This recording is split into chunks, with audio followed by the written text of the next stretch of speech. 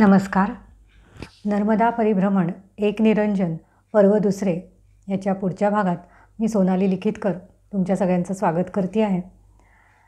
आता मागचा जो भाग होता तो शूलपाणेश्वरच्या जवळपास असणारं जे आनंद आश्रयधाम आहे, तर या आश्रमामध्ये आलेला एक अनुभव होता आणि त्यामध्ये दुपारपर्यंतचं वर्णन हे मागच्या भागामध्ये केलेलं होतं. आता दुपारी मी जरा विश्रांती घेतली आणि उठले. संध्याकाळ झाली आणि तसं मला वाटायला लागलं कुठंतरी आपण एक थोडीशी चक्कर मारून यावं, कारण की तसा अशक्तपणा आलेला असा वाटत नव्हता. म्हणजे दिवसभर काही तसं फारसं खाल्लेलं नव्हतं, थोडीशी खिचडी खाल्लेली होती, पण आदल्या दिवशी रात्री जेवण नाही आणि रात्रभर हा त्रास सगळा झालेला जुलाबांचा वगैरे. पण म्हणावं तसा काही अशक्तपणा वगैरे वाटत नव्हता, उलटा जास्ती उत्साह आल्यासारखा वाटत होता. मग संध्याकाळी चहा प्यायला गेले असताना तिकडचे जे महंत होते ते म्हणले की कशी वाटते तब्येत तुमची? म्हटलं नाही, मला खूपच छान वाटते. आता उलटं इतकं फ्रेश वाटतं मला की जाऊन असं 5-10 किलोमीटर चालूनच यावं कुठंतरी असं वाटायला लागले. मग ते म्हणले, अहो तुमच्या उत्साहाला आवर घाला आणि विश्रांती घ्या, उगीच जास्त कुठे इकडे तिकडे भटकू नका. आता ते असं म्हणले, मी हो म्हणून परत आपल्या खोलीच्या दिशेनं निघाले. पण मला मात्र काही आश्रमात एका जागी बसून राहावं असं वाटत नव्हतं. मग म्हटलं आपण कुठंतरी जरा जवळपास जाऊन येऊ. तर गुगल मॅप्सवर बघितलं तर वेदनाथ महादेव नावाचं एक मंदिर तिथे जवळपासच्या भागात आहे असं दिसत होतं. म्हणजे 1 किलोमीटर अंतर होतं. मग म्हटलं आपण तेवढं जाऊन येऊया. आता मग मी हळूच आपला दंड वगैरे घेतला आणि जरा महंतांची नजर चुकवून निघाले. नाही तर ते म्हणाले असते की काय बाबा, तुम्ही आत्ताच तुम्हाला सांगितलं जाऊ नका, तुमची तब्येत ठीक नाही आणि तुम्ही चालले आहात तिकडे. पण तसं निघाले. मग आता जसं CID-BIDमध्ये जातात की नाही एखाद्या ठिकाणी म्हणजे शोध घ्यायला किंवा असं काहीतरी थोडंसं गुप्तता पाळून, तशा पद्धतीने मी तिकडे गेले. आता थोडंसंच अंतर चाललं आणि एक उजव्या साईडला वळण आलं आणि त्या वळण जसं आलं आणि त्याच्यानंतर मला तिथे एक हॉस्पिटल दिसलं. म्हणजे कोणीच नव्हतं हॉस्पिटलमध्ये, बाहेर एक माणूस बसलेला होता. त्याने मला विचारलं की तुम्हाला काही हवं आहे का इथे वगैरे? मी म्हटलं नाही, मला इथं काही नको आहे, मी असंच एक इकडे वेदनाथ महादेव नावाचं एक मंदिर पाहते आहे. तर ते म्हणले इथं तर काय मला तसं माहिती नाही. मग मी अजून थोडं पुढे त्याच दिशेनं गेले. तिकडे गेल्यावर अजून एक अशा खोल्या होत्या 4-5 आणि तिथे बाहेर एक 3-4 माणसं बसली होती. मग त्या लोकांना पण विचारलं की इथे काही मंदिर वगैरे आहे का? तर ते म्हणे आम्ही इथं तसं तर 2-3 वर्षापासून राहतो, पण आम्हाला काही म्हणजे असं माहिती तरी नाही इकडे. मग मी म्हणाला असं असं मॅप्समध्ये इथेच दाखवलं आहे. मग ती अजून पुढं दाखवले तर आहे का? ते म्हणे बघा, तुम्हाला बघायची इच्छा असेल तर पाहून या. आता वाटेत तिथे एक गेट होतं आणि त्याला अशी लोखंडी साखळी बिखळी लावून एक असं कुलूप लावलं होतं. पण ते कुलूप म्हणजे असं ती साखळीनं आतून जाता येईल अशा प्रकारे उघडता येण्यासारखं होतं.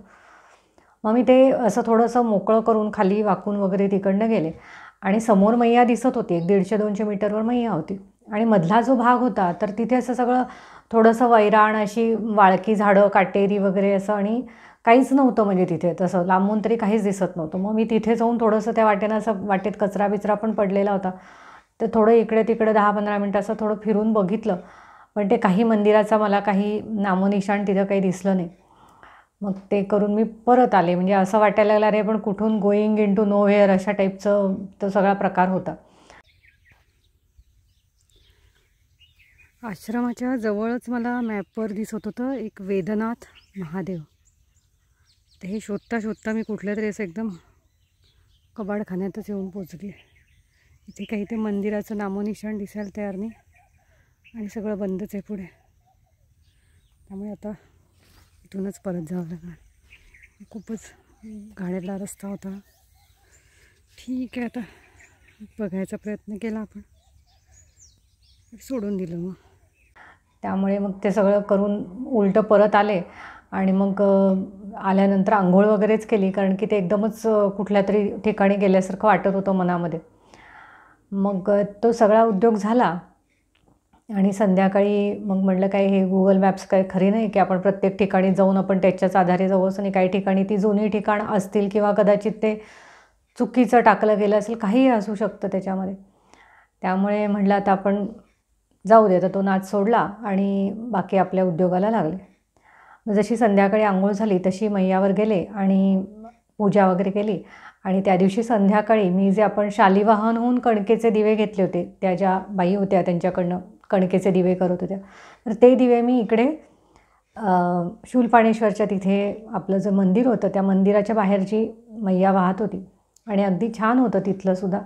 आता थोडंसं शेवाळं वगैरे कडेच्या साईडला होतं, पण मध्यामध्ये मात्र छान होती मैया. तर तिथे ते दिवे सोडले आणि तिथे बराच वेळ संध्याकाळची बसून राहिले मैयाचं दर्शन घेत, अगदी मनसोक्त म्हणजे अगदी. आणि तिथे काही गर्दी पण नव्हती, कुठंतरी एक जोडपं फक्त तिथे काही त्यांचं मोटरसायकल धुवायला वगैरे आले होते, बाकी असं कोणीच नव्हतं. शांतता होती एकदम.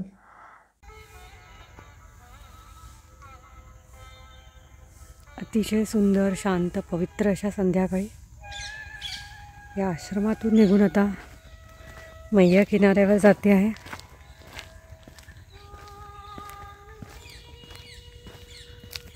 आणि आज इथेच मैयाचं पूजन आणि मैयामध्ये दिवे सोडण्याचा विचार आहे.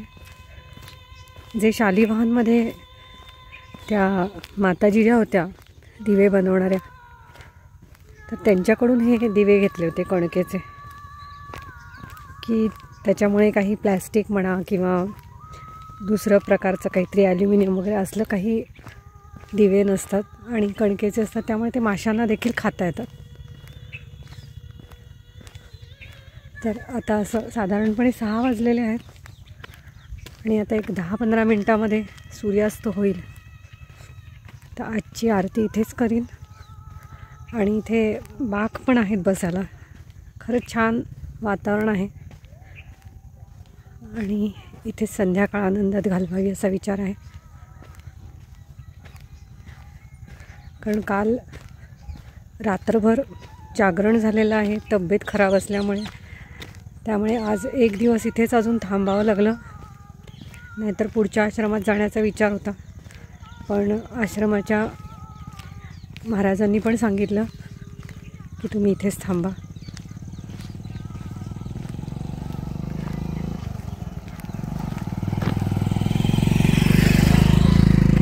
त्यामुळे आता इथेच थांबावं लागणार आहे आणि जे काय असेल ती मैयाची इच्छा.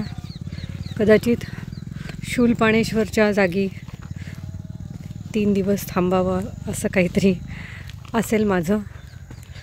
त्यामुळे आज 3 रात्री होतील शूलपाणेश्वरमध्ये.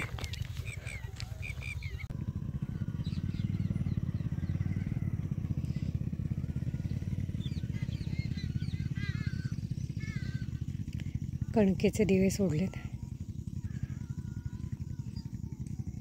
कणिक वाळलेली असल्यामुळे ते तरंगत जातात. आणि आता मैयाच्या किनारी येऊन बसली आहे. बाका आहेत त्याच्यावर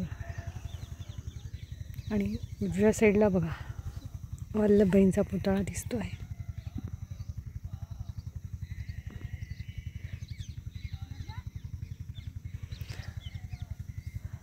आणि मध्ये बऱ्याच ठिकाणी अशी कारंजी वगैरे दिसतात आहेत, कदाचित ते त्याचं सुशोभीकरण असेल.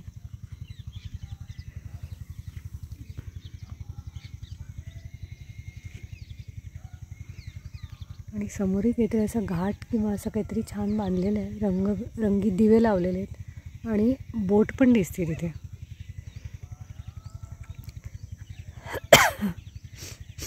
आणि मागे कदाचित मोठी मोठी हॉटेल असावीत. इथे एक दिसत आहे, काही बिल्डिंग आहेत आणि इथे पण एखादं मोठं हॉटेल किंवा असं काहीतरी वाटतं आहे की जे स्टॅच्यू ऑफ युनिटी बघायला येतील तर त्यांना राहण्याची व्यवस्था म्हणून.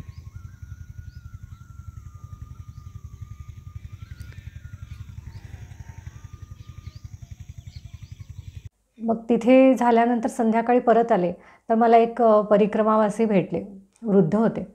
आणि त्यांनी मग बोलता बोलता माझ्याशी, म्हणजे हिंदी भाषिकच होते, आणि बोलता बोलता सांगितलं की मी इथे जवळजवळ महिनाभरापासून इथे एका खोलीमध्ये मुक्काम करून आहे आणि मी साधनेमध्ये आहे. म्हणजे परिक्रमा तर मी करतच आहे, पण त्याच्याबरोबर असं मधनं म्हणजे मी 3 वर्षाची वगैरे आता उचलली आहे परत. म्हणजे माझ्या ऑलरेडी 2 अशा परिक्रमा झालेल्या आहेत. 3 वर्ष, म्हणजे 3 वर्ष 13 महिने म्हणजे असतात त्या. तर त्या परिक्रमा झाल्या आहेत, पण आता पण माझी परिक्रमा चालूच आहे. पण मी अशी शांतपणे ज्या ठिकाणी मला एखादं चांगला आश्रम किंवा चांगलं तीर्थ असेल तर त्या ठिकाणी मी राहतो आणि तिथे मी साधना करतो. आणि मग त्यांना विचारलं, तुमचं गाव कुठलं, काय वगैरे, तर त्यांनी सांगितलं, मी तर सगळं सोडून दिलं, संन्यास घेतल्यासारखंच केलं आहे. म्हणजे ॲक्च्युअल संन्यास जरी नसेल घेतलेला तरी माझं संन्यासीच जीवन आहे. कारण माझे आई-वडील जे होते ते एक जवळजवळ 10 वर्षापूर्वी दोघंजणं वारले आणि त्याच्यानंतर मग मी लग्न वगैरे तर काही केलेलं नव्हतं आणि त्यामुळे माझी जवळजवळ 30 एकर जमीन होती, ती माझ्या भावांना वाटून टाकली, देऊन टाकली म्हणजे. आणि मग मी इकडे सगळं सोडून मी परत आलो आणि आता मी काही तिथे परत कोणाच्याकडे जाणारही नाही, मला कोणी भेटायला येत नाही आणि मी पण कोणाला भेटायला जात नाही. आणि सगळा सर्वसंग परित्याग असा मी केलेला आहे. आणि सर्व म्हणजे माझी सांसारिक कर्तव्य म्हणजे माझ्या आईवडिलांची सेवा मी केली आणि मी इथं आता सगळं मैयाची साधना किंवा मला आध्यात्मिक जे काही करायचं असेल ते मी इथे करतो. आणि मलाही म्हणले की, मी म्हणलं त्यांना की तुम्हाला काय वाटतं असं की परिक्रमावासी म्हणून काय तुम्ही सांगाल की लक्षात ठेवायला लोकांना?